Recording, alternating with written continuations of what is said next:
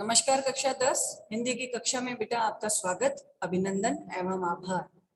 आप परिचित हैं कि हमने अपनी विगत कक्षा में निदा फाजली के द्वारा लिखित अब कहां दूसरों के दुख में दुखी होने वाले शीर्षक पाठ की शुरुआत की और इस पाठ में निदा जी ने हमारे समक्ष ये प्रश्न उपस्थित किया है कि वास्तव में ऐसे लोगों की आज खोज करनी मुश्किल है जो दूसरों के दुख में अपनी संवेदना दर्शाते हैं। आज कोई व्यक्ति अगर चलते चलते गिर जाएगा ना तो पहले तो 4 लोग वो हंसेंगे, उसकी मदद के लिए कोई आगे नहीं आएगा। फिर कोई इक्का दुक्का व्यक्ति जो है थोड़ी दया दर्शा के उसका सहारा बनकर उसको खड़ा करने के लिए आगे आएगा। लेकिन गिरतों के प्रति मनोवृत्ति तो पहले ही उन्होंने दर्शा दी कि हम जो है उनके प्रति हंसी का, मखौल का, हास्यास्पद बनने का रवैया अपनाते हैं। निदा फाजली नाम समझिएगा। निदा जो है, निदा का अर्थ होता है स्वर, और फाजली जो है कश्मीर के एक इलाके का नाम है जहां निदा जी के जो पुरखे थे वो दिल्ली से जाकर के वहां बसने लगे थे, इसीलिए इनके नाम के साथ फाजली उपनाम जुड़ गया। समझ रहे हैं कक्षा 10? निदा फाजली। तो निदा जी का पूरा वास्तविक नाम था मुक्तदा हसन रिजवी। अपनी बुक में लिख लीजिएगा मुक्तदा हसन निदा, ठीक है। लेकिन फाजली जो है वो कश्मीर प्रांत का एक हिस्सा है। ये लोग दिल्ली में रहा करते थे और दिल्ली से कहाँ चले गए? कश्मीर, और कश्मीर में इन सभी के फिर नाम के साथ फाजली उपनाम जुड़ गए। उर्दू की शेर व शायरी में, मुशायरों में इनकी अपनी अलग पहचान थी।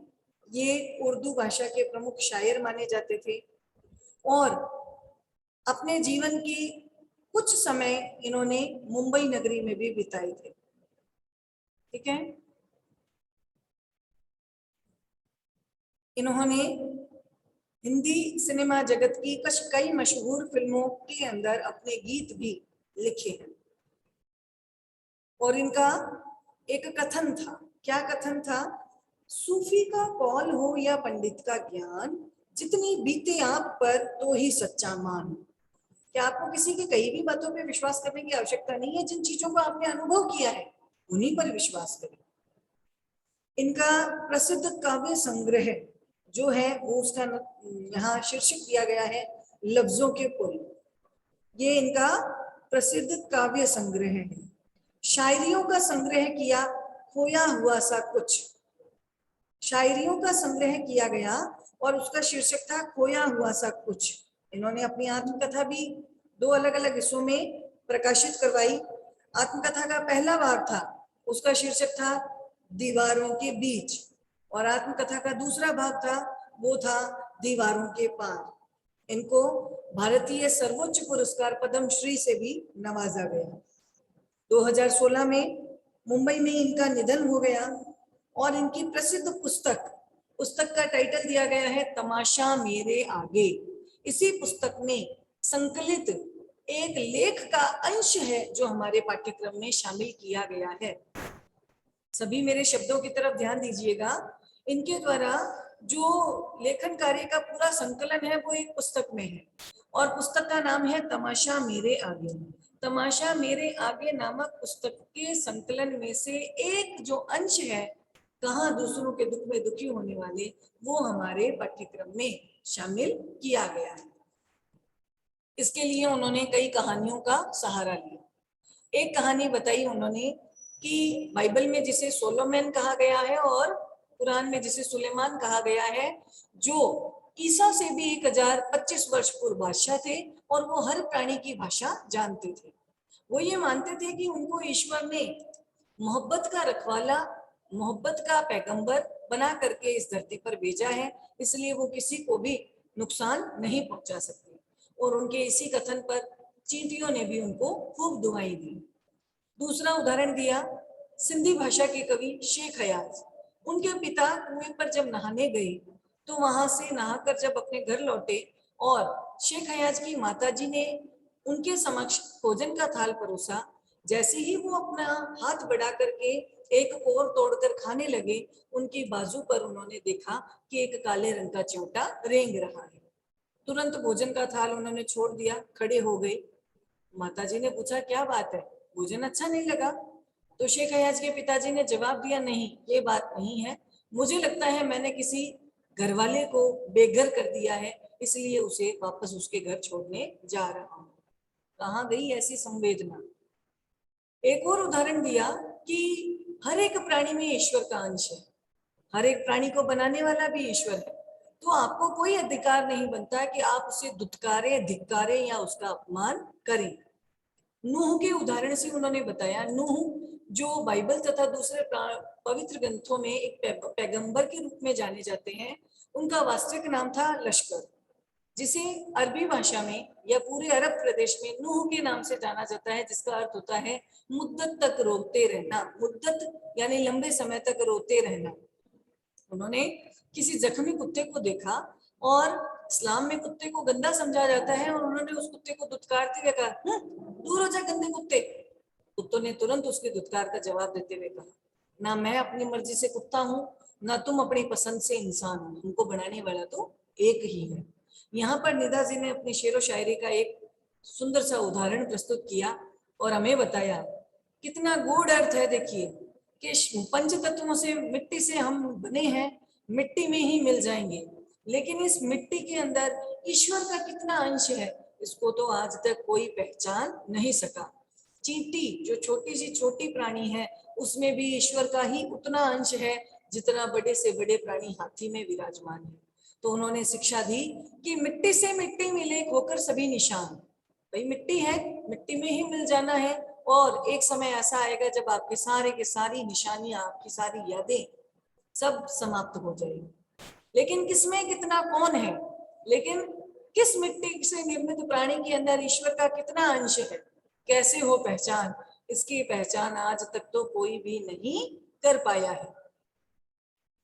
अब नूह ने जब कुत्ते की बात सुनी तो वो बड़े ही दुखी हुए और कई वर्षों तक रोते रहे। यहाँ लेखक ने उदाहरण दिया कि महाभारत के अंदर भी युधिष्ठिर का जो अंत समय तक साथ निभाता है, वो भी प्रतीकात्मक रूप से कुत्ता ही था। ध्यान देना, प्रतीकात्मक रूप, यानी वो कुत्ता तो था ही, लेकिन वो कुत्ता भी कोई पुण्य आत्मा थी। उस पुण्य आत्मा ने कुत्ते का शरीर धारण कर रखा था प्रतीक रूप में, समझ गए? वो वास्तव में तो कोई पुण्य आत्मा थी, लेकिन शरीर किसका था? कुत्ते का। वह भी साथ छोड़ गए जो उसके घर के थे, केवल कुत्ता ही जो था वो उनके एकांत को शांत कर रहा था। ठीक है, यहां तक का पाठ हमने कल की कक्षा में पढ़ा था।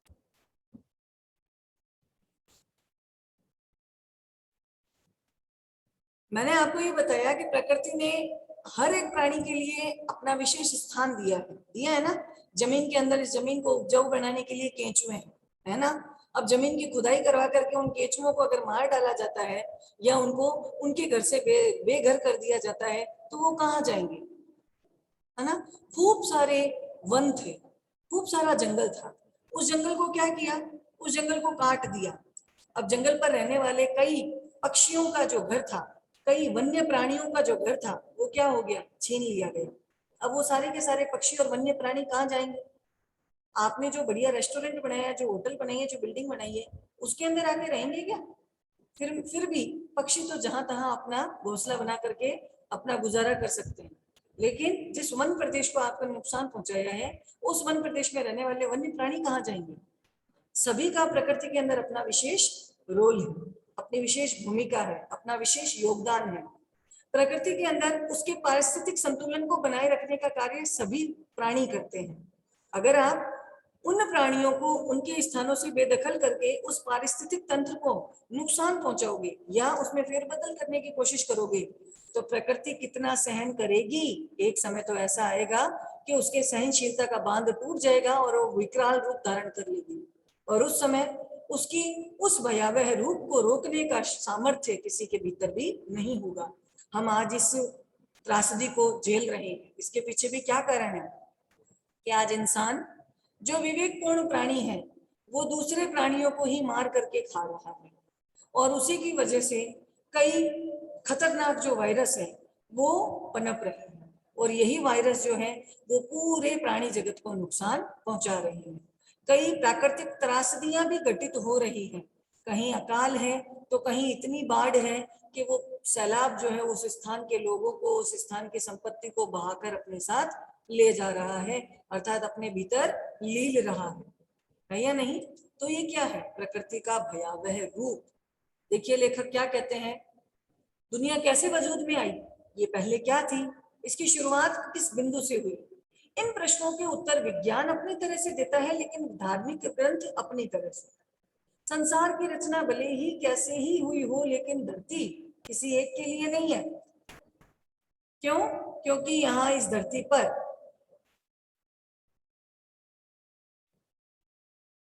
पंछी, मानव, पशु, नदी, पर्वत, समुद्र, हर किसी की बराबर की हिस्सेदारी है।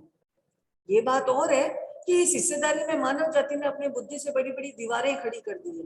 पहले तो पूरा संसार एक परिवार था ना, वसुधैव कुटुंबकम, लेकिन अब कुटुंब का ही पता नहीं है, वो भी टुकड़ों में बंटकर एक दूसरे से दूर हो गए हैं। पहले तो लोग बड़े बड़े दालानों में, बड़े बड़े आंगनों में, बड़े बड़े संयुक्त परिवारों में रहा करते थे, अब छोटे छोटे डिब्बे नुमा घरों में जीवन सिमटने लगा है ना, फ्लैट सिस्टम। बस हम दो हमारे दो, इतना ही परिवार है, वो भी कुछ एक के दिखते हैं, बाकी तो दिखते ही नहीं है। कहाँ गए संयुक्त परिवार? बढ़ती हुई आबादियों ने समुद्र को पीछे सरकाना शुरू कर दिया, पेड़ों को रास्ते से हटाना शुरू कर दिया, फैलते हुए प्रदूषण ने पंछियों को बस्तियों से भगाना शुरू कर दिया, बारूदों की विनाश लीलाओं ने वातावरण को सताना शुरू कर दिया। अब गर्मी में ज्यादा गर्मी, बिल्कुल सही है, क्या गर्मी के हालात हैं, बिना कूलर बिना एसी के तो हम रह ही नहीं सकते। बेवक्त की बरसातें, ये लो जी श्रावण शुरू हो गया, कहते श्रावण में तो वर्षा की धार, वर्षा की झड़ी लगी रहती है, हमारे यहाँ तो बीकानेर सूखा का सूखा ही रह गया। क्यों? बेवक्त की बरसातें, कोई समय ही नहीं है, किसी तरह का कोई मौसम या रुत पहले जैसी रही ही नहीं। जलजले, जलजले यानी भूकंप, सैलाब, सैलाब यानी बाढ़, तूफान और नित नए रोग, ये मनुष्य और प्रकृति के इसी असंतुलन का परिणाम है। क्यों? क्योंकि नेचर की सहनशीलता की एक सीमा होती है। रेखांकन कर लीजिएगा इस पंक्ति का, बहुत महत्वपूर्ण पंक्ति है। नेचर यानी प्रकृति की सहनशीलता की एक सीमा होती है। यदि आप नेचर के नियमों में, यदि आप प्रकृति के नियमों से छेड़छाड़ करोगे, उसमें हस्तक्षेप करोगे, उसमें फेरबदल करने की कोशिश करोगे, तो क्या होगा? नेचर के गुस्से का सामना आपको करना ही पड़ेगा। भाई नेचर के गुस्से का एक नमूना कुछ साल पहले मुंबई में दिखाई दिया, आई थी ना एक बार, क्या मुंबई का तो रोज का ही यही हाल है, जैसे ही बारिशों का मौसम शुरू होता है सारा का सारा मुंबई प्रदेश जो है वो बाढ़ में डूबा हुआ ही नजर आता है। वहां इतना ट्रैफिक, इतना रश, और साथ में समुद्र किनारे का एरिया होने की वजह से खूब तेज बारिश की वजह से वहां हर बार बाढ़ आती है, और उस बाढ़ की वजह से कितनी क्षति पहुंचती है। बस ऐसा ही कुछ जो दुर्घटनाजनक दृश्य है वो यहाँ लेखक ने भी हमारे समक्ष उपस्थित किया है। उन्होंने बताया है कि एक बारी प्रकृति के इसी विकराल रूप का सामना करना पड़ा किसको? मुंबई शहर को। क्या हुआ मुंबई शहर के साथ? तो यहाँ लेखक हमें बताते हैं कि उस मुंबई के अंदर भी प्रकृति का एक बार भयानक रूप जो है वो देखने को मिला। ये मंजर इतना डरावना था कि मुंबई निवासी डरकर अपने अपने पूजा स्थलों में अपने अपने खुदाओं से प्रार्थना करने लगे। होता है ना बेटा, अभी बिजली गिरने की घटनाएं कितनी हो रही है। पहले तो इक्की दुक्की सुना करते थे कि भाई फलानी जगह बिजली गिरी, बिजली गिरना क्या होता है ये भी अपने को बहुत कम मालूम था, लेकिन अब तो ये रोज की घटना हो गई। बारिश का मौसम था, बिजली कड़क रही थी, उस फलानी इमारत पे पड़ गई, फलानी मंदिर के शिखर पर गिर गई, है ना। और बिजली गिरने की वजह से उस महल के अंदर जो लोग आए हुए थे, टूरिस्ट आए हुए थे, इतने लोग मर गए। ये क्या है? ये प्राकृतिक आपदाएं ही तो है। जब बॉम्बे के अंदर इस तरह की कोई घटना हुई थी तो लोग इतने डर गए थे कि वो अपने अपने भगवानों के सामने जाकर के माफी मांगने लगे कि भाई जो कोई भी हमसे पाप हो गए हैं माफ कर दो और हमारे जीवन की रक्षा कर लो। कारण क्या है? कारण भी बता रहे हैं। निदा फाजली देखो क्या कहते हैं, कई सालों से बड़े बड़े बिल्डर्स ने समुद्र को पीछे ढकेलना शुरू कर दिया उसकी जमीन को हथियाने के लिए। बेचारा समुद्र लगातार सिमटता जा रहा था। पहले उसने अपनी फैली हुई टांगे समेट ली, फिर थोड़ा सिमट कर बैठ गया, और जगह कम पड़ी, उकड़ू बैठ गया, उकड़ू यानी घुटनों के बल, और फिर खड़ा हो गया क्योंकि और जगह छीन ली उससे, और जब खड़े रहने की भी जगह कम पड़ गई तो उसको गुस्सा आ गया।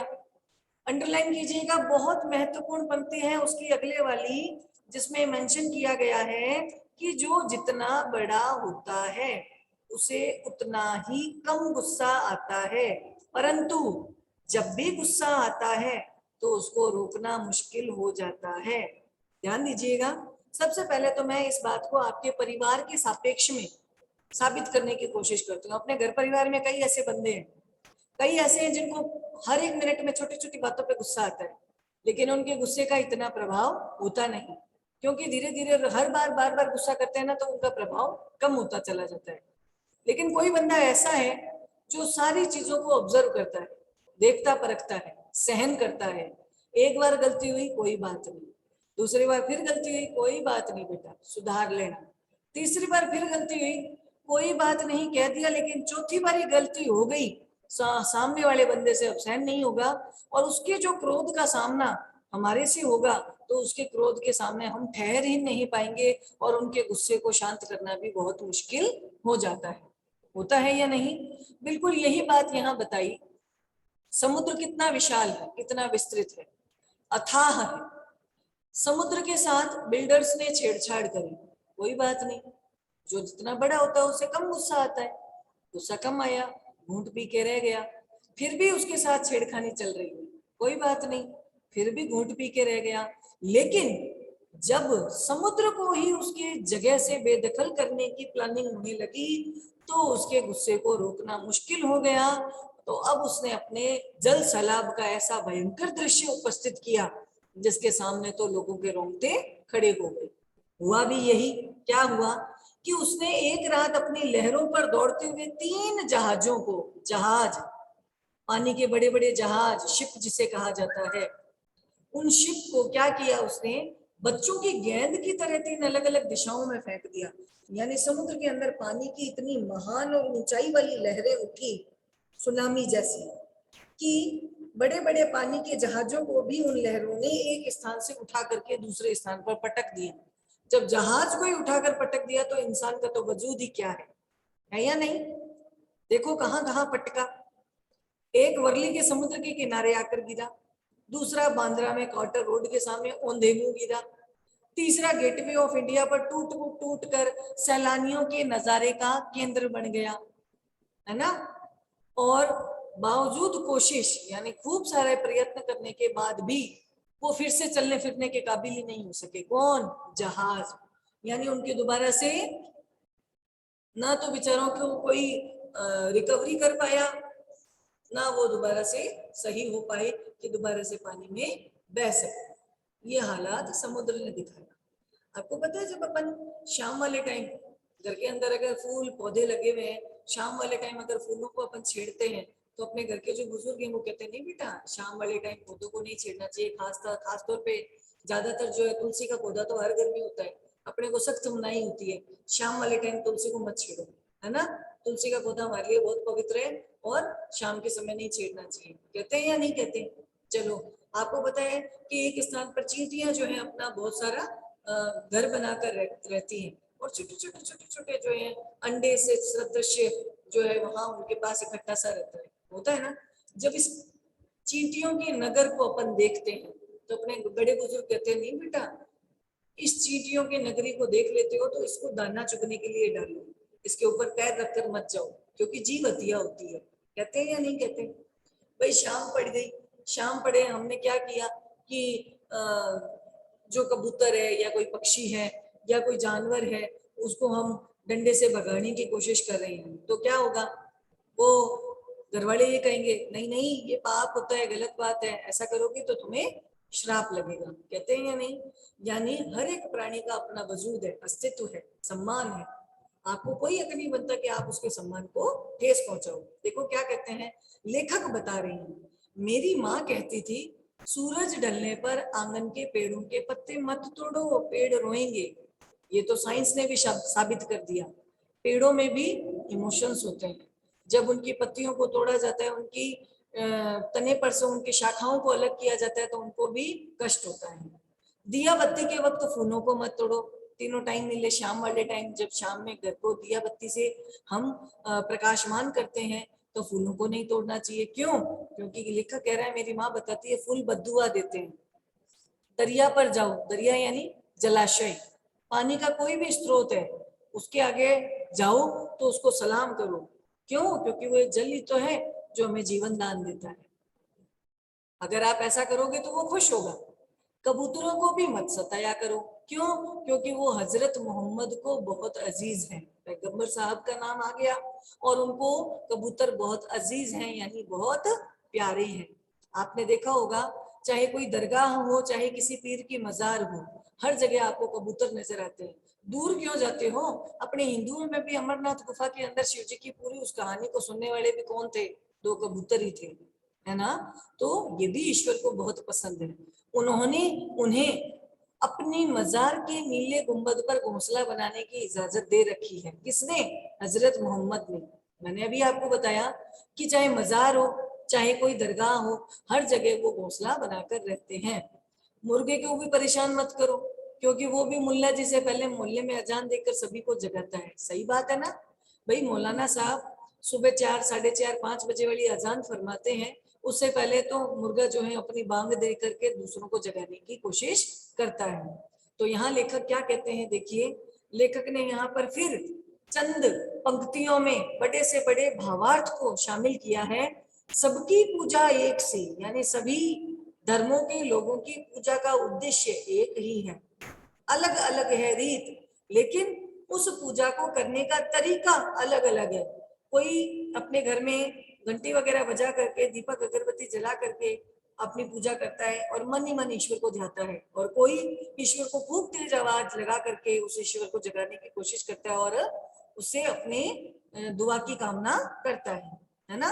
मस्जिद जाए मौलवी, मौलाना साहब मस्जिद जाकर के ईश्वर को अपनी खुदा को अपना धन्यवाद आभार प्रकट करते हैं, और कोयल गाएगी, और कोयल जैसा छोटा सा पक्षी भी ईश्वर के प्रति अपना जो धन्यवाद है, आभार है, वो प्रकट करता है। हाँ जी Harshita. Good morning ma'am. Good morning बेटा। मैम बांग मतलब क्या होता है? क्या चीज है? बांग। बांग देना यानी आवाज देना। मुर्गा सुबह उठ करके लोगों को अपने स्वर से जगाने की कोशिश करता है। उस मुर्गे के स्वर को हिंदी में बांग कहा जाता है। बांग देना, आवाज लगाना। ये आवाज ही तो होती है, मुर्गा बांग नहीं लगाता क्या? हाँ जी, उसी को कहते हैं बांग देना। पीछे मम्मी जी ने आपको समझाया ना, ये अर्थ मुर्गा कुकड़ू की आवाज से सारे मोहल्ले के लोगों को जगाने की कोशिश करता है ना?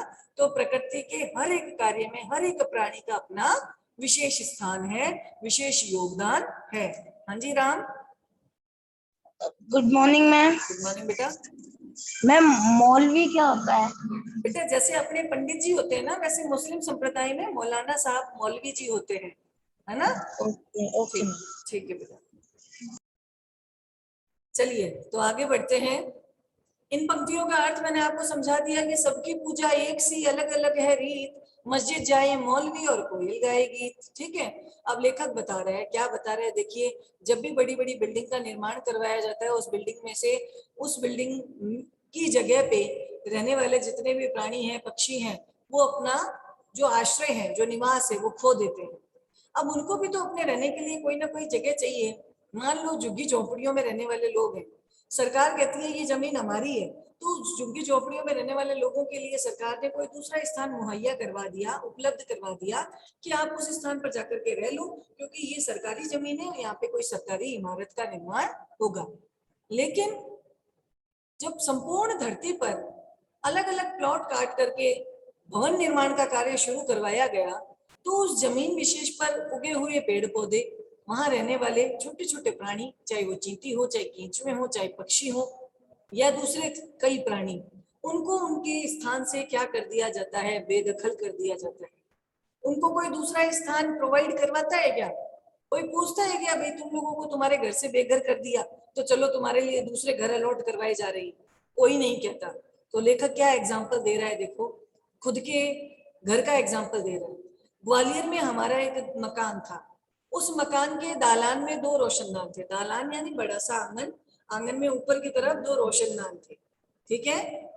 उसमें कबूतर के एक जोड़े ने घोंसला बना रखा था, यानी कबूतर थे, जोड़े से थे और उन्होंने अपना घोंसला वहां पर बना रखा था। एक बार बिल्ली ने उचक कर 2 में से एक अंडा तोड़ दिया। अरे, अब आपको पता है जब भी उनके अंडों को क्षति पहुंच जाती है, नुकसान पहुंच जाता है, तो पक्षी बहुत भीतर से व्याकुल हो जाता है और व्याकुलता में वो फड़फड़ाता रहता है। देखा है कभी ऐसा? बहुत फड़फड़ाता है। चिड़िया को कभी देखा होगा, चिड़िया के बच्चे जब थोड़े बड़े हो जाते हैं, उनके थोड़े पंख निकलने लगते हैं, तो चिड़िया अपने बच्चों को उड़ान करना सिखाती है, उड़ना सिखाती है। इस बीच में अगर वो बच्चा दुर्घटनाग्रसित हो जाता है या उसके चोट लग जाती है या वो मर भी जाता है, तो चिड़िया फड़फड़ाती रहती है व्याकुलता से, उसका मन नहीं लगता है, उसका मन जो है डिगने लग जाता है। होता है ना? क्यों? क्योंकि उनके भीतर भी क्या है? अपने बच्चों के प्रति विशेष प्रेम है।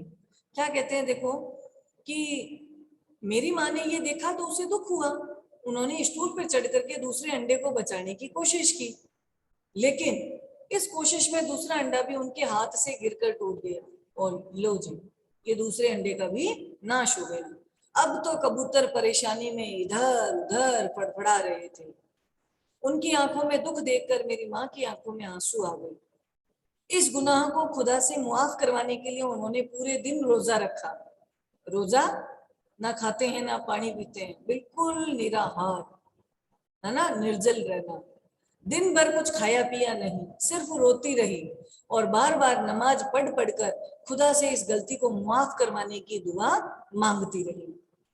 हमारे अंदर है क्या ऐसी संवेदना? हाँ, बिल्कुल भी नहीं है। बस इसी संवेदना को जगाने का उद्देश्य इस लेखक का है।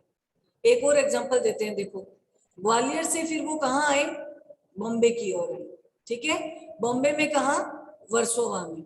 वर्सोवा में कहा? एक फ्लैट में। देखो क्या कहते हैं कि ग्वालियर से बॉम्बे की दूरी ने संसार को काफी बदल दिया, क्योंकि अब कई ऐसे साधन, कई ऐसी सड़कें, हाईवे बन गए हैं जिसकी वजह से वो दूरी ज्यादा नहीं लगती। अब यहाँ समुंदर, वर्सोवा में जहाँ आज मेरा घर है, पहले यहाँ दूर दूर तक जंगल था, ठीक है। अब इस जंगल में क्या? पेड़ थे, परिंदे थे, दूसरे जानवर थे। परिंदे जानती हो ना, पक्षी। अब यहाँ समुद्र के किनारे लंबी चौड़ी बस्ती बन गई है। क्या कर दिया? वो सारा का सारा जो है वनीय प्रदेश जो है उसको वहां से हटा दिया और खूब लंबी चौड़ी बस्ती इंसानों के रहने के लिए बना दी। इस बस्ती में ना जाने कितने परिंदे चरिंदों से उनका घर छीन लिया। इनमें से कुछ तो बेचारे शहर छोड़कर चले गए, जो कुछ नहीं जा सके उन्होंने यहाँ वहां डेरा डाल लिया। इनमें से 2 कबूतरों ने मेरे फ्लैट के एक मचान में अपना घोंसला बना लिया। एक रोशनदान में 2 कबूतरों ने अपना घोंसला बना लिया। यानी ग्वालियर से वो कहाँ आए? बॉम्बे के वर्सोवा में। वहां पहले खूब घना जंगल था जिसमें कई जानवर, पक्षी और पेड़ थे। सभी को हटा करके एक इंसानों के रहने के लिए बस्ती बना दी गई। बड़ी बड़ी इमारतें थी जिसमें फ्लैट सिस्टम था। उस फ्लैट में लेखक का घर था, यानी लेखक रहते थे। और लेखक के उसी फ्लैट के एक रोशनदान में कबूतरों ने घोंसला बनाया। उनके बच्चे अभी छोटे थे, यानी वो कबूतरों के बच्चे छोटे छोटे थे। उनके खिलाने पिलाने सारे कामों की जिम्मेवारी बड़े कबूतरों की थी। वो दिन में कई कई बार आते और जाते, और क्यों ना आए जाए, आखिर घर उनका भी तो है। लेकिन उनके आने जाने से हमें भी परेशानी होती थी। क्या परेशानी होती थी? देखो, वो कभी किसी चीज को गिराकर तोड़ देते थे, कभी मेरी लाइब्रेरी में घुसकर कबीर की किताबें या मिर्जा गालिब की किताबों को चौंचे मारने लगते थे, यानी कबीर और मिर्जा गालिब को सताने लगते थे। इस रोज रोज की परेशानी से तंग आकर मेरी पत्नी ने उस जगह उनका आशियाना जहां था वहां एक जाली लगा दी, ठीक है, और उनके बच्चों को दूसरी जगह रख दिया। उनके आने की खिड़की को भी बंद कर दिया। खिड़की से बाहर दोनों कबूतर रात भर क्या करने लगे? खामोश और उदास बैठे रहे। अब वो बेचारे कबूतर जो है वो बहुत खामोश और उदास बैठे रहे। अब लेखक हमारे सामने प्रश्न रखता है, क्या कहता है देखो, मगर अब ना तो सोलेमन है जो उनकी जुबान को समझकर उनका दुख बांटे, ना मेरी माँ है जो इनके दुखों में सारी रात नमाज में काटे। सही है। इसीलिए उन्होंने चंद पंक्तियां दी। ये पंक्तियां हमें बताती है कि प्रकृति के हर प्राणी का प्रकृति की हर चीज पर अधिकार है। आप उनको उनके अधिकार से वंचित नहीं कर सकते। दिव्यांश से पूछते हैं वो क्या कहना चाह रहा है। अंजी दिव्यांश, गुड मॉर्निंग बेटे।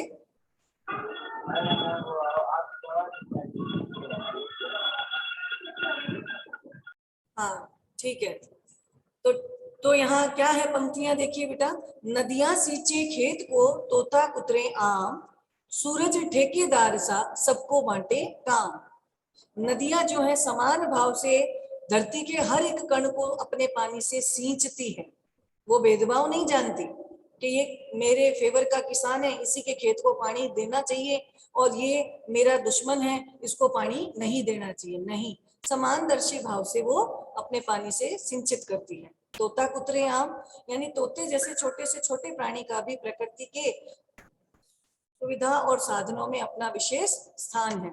आप उनको उनके स्थान से, उनके अधिकार से वंचित नहीं कर सकते। सूरज ठेकेदार सा, जिस तरह से ठेकेदार उपस्थित होकर के अपने सारे मजदूरों को कार्य करने की प्रेरणा देता है, उसी तरह से सूरज उगकर अपने प्रकाश से सभी प्राणियों को अपने अपने क्रियाओं में लीन होने का संदेश देता है। सबको बांटे काम, इस तरह से सभी को अपने अपने हिस्से का काम वो बांट देता है और सभी अपना अपना कार्य करते हैं। तो इस तरह से निदा फादरी ने हम पाठकों के समक्ष ये प्रश्न उपस्थित किया है, अब कहाँ दूसरों के दुख में दुखी होने वाले, यानी सहानुभूति, संवेदना, दया, परोपकार, ये इस तरह के जो मूल्य हैं, इस तरह की जो भावनाएं हैं, वो बहुत कम होती जा रही हैं, यहाँ तक कि खत्म होती जा रही हैं। इसलिए इन सारी भावनाओं को और प्रबलता और पराकाष्ठा तक पहुंचाना है, यही हमारा उद्देश्य है। इन भावनाओं को फिर से जागृत करने की आवश्यकता है।